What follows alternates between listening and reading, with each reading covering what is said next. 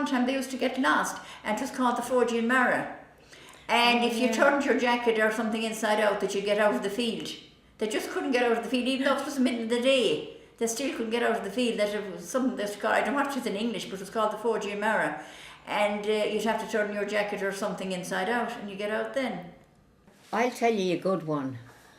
I wasn't too long home, and I was over to visit my sister. She's only beyond the graveyard. And it was a bright, lovely night. And when I came to the bottom of the thankfully at Joyce's gate first, I came along. I stood there. I was a good hour there. I couldn't get the boat in. And I was feeling the wall like this, feeling the wall. I said, no, if I go there, I'll fall in the water. And so the boat in was going up to the house, I'll never forget it. I said, there was no car passing them years, much. But eventually, I kept going and me crawling. Well, I said, I don't care whether I fall in the water or not, I'm going to turn. And I knew the wall when I put a hand on the wall. That was the stone. And I went up home. Yeah. Oh, I always think of that. That was Forging Mara, really. Yeah. Because if someone told me it happened, but when it happened to me, a bright night, and I said, my own mind, there's something going to happen to me. But thank goodness, no, I made it home. Yes. Oh, did you ever hear of the Forging Mara? Well, wait till I tell you now. It happened to myself. There's different tellings of it up here in Mayo than at home. But it's supposed to be, it's a thing in the field. You can, now I could see the light of my own house and their house, but I still couldn't get to the stile where I wanted to get out. Yeah. I was going round and I'd be in that corner and that corner. But I had always heard that if I turned whatever I had on me inside out, but once I had turned inside out, I found the style, no problem. But that is true. Well, my own husband got the Forging Mara coming out of a cinema. He couldn't understand which way he should go, either right or left or what. And like that now, he took the coat and turned it inside out, and then eventually it came back to him where he was actually. And the fair Augusta then was another thing. If you had, you'd go straight to, I think, but if you had something in your pocket to eat, and eat it, you'd lose the fair Augusta too. That was another thing. There's something like Forging Mara. The fair Augusta I heard about was if you were fasting a long time and if you came to a house and dinner was on, you'd get the fair Augusta.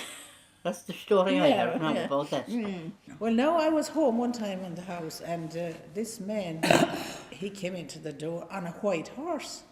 And my father knew, we knew who he was. He was at a fair, I think it was in Hitford or somewhere. Yeah. And whether he was bought a horse or sold, I don't know. So my father put him on the right road. He couldn't find his way home. And my father was on it back in again. He was back again after him. And it went on 3 times. And anyhow, he went out. Anyhow, some other one met him and they put him down the road. And he ended up in a Ballinrobe here. And he was belonged to Loch West Island. Now around where John Daly lives. So he had the Forging Mara on him? He had the Forging Mara on him. So someone had to bring him home in the evening. Horse and all. Probably too much to drink. Well, I think there probably was a putching still somewhere. He must have taken putching, I don't know what. But that was said that he had the Forging Mara. I think when they taking the jacket off and turning it inside out, the cold of the night probably won't bring him to his senses.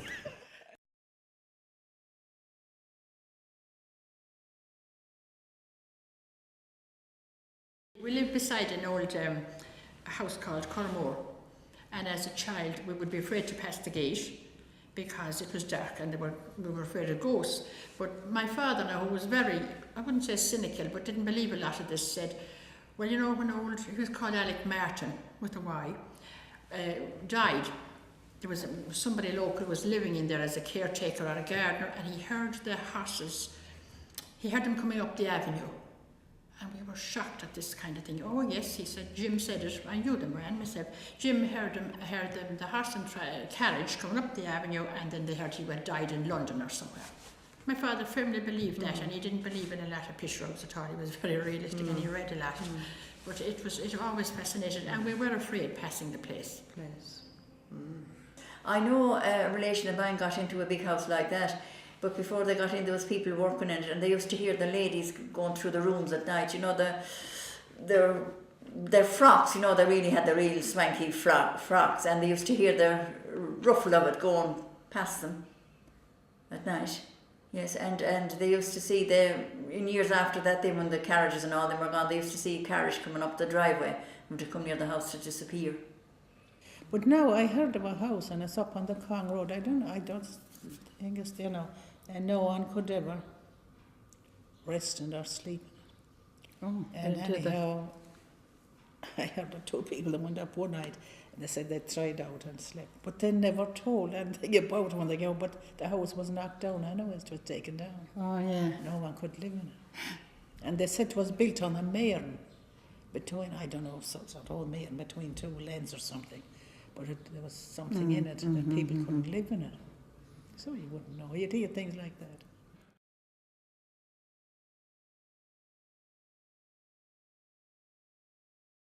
My grandfather used to tell a story about a relative of theirs down in a place called Al, near Westport. And he was coming home from the port in Westport, and somebody came out from the house there at Triangle, and they stopped him and they said, when you go home, tell your Bridget McKebley was my great-grandmother's name. When you go home, tell Bridget to get ready and come straight down, so-and-so, a relative, close relative of hers, was dying. So my grandfather came home and he went in, and my grandmother left. You know, they were very good to men that time. They were fed properly. There was none of this running around. And my grandfather said, when I'm finished eating, he said, be ready. He said, we have to go down to Triangle. So-and-so, some relative called Baines was dying. So she got ready, and my grandfather, I don't know, was it a sidecar or what, and they went off. And when they came to a certain point in the road, for no reason, a horse that they had well handled and understood, the horse would not budge. He used to tell this story. Yeah. And my grandfather had to get down after the sidecar, yes, to the sidecar, and take off his coat and cover the horse.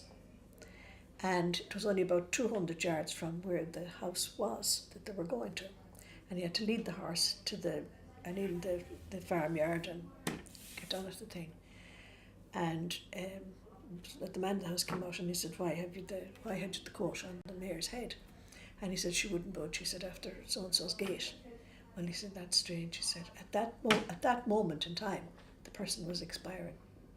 Oh, wasn't that strange? No. So you can take those stories for whatever they were, but that was the story.